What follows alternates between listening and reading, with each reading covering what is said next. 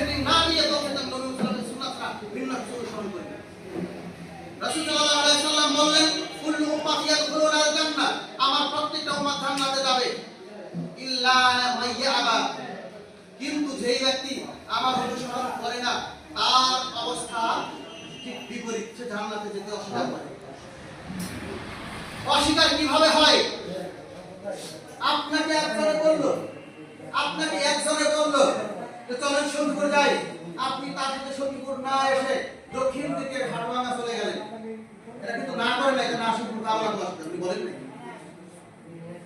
আরেকজনে বলছে চলেন সখীপুর যাই, আপনি বলছেন না। একটা মুখের মাধ্যমে একটা কর্মের মাধ্যমে অস্বীকার করে। আমরা মুখে অস্বীকার না করলেও অধিকাংশ মানুষ কর্মের মাধ্যমে অস্বীকার করে, সুতরাং সেই জান্নাতে যেতে অস্বীকার করে। মনে রাখতে হবে, পৃথিবীর সমস্ত কিছু থেকে যতক্ষণ পর্যন্ত নবী মুহাম্মদ সাল্লাল্লাহু আলাইহি ওয়াসাল্লাম ভালোবাসতে না পারবেন, তার অনুসরণ করতে না পারবেন, ততক্ষণ পর্যন্ত পরিপূর্ণ ভূমির আপনি আর গ্রহণ করবেন না।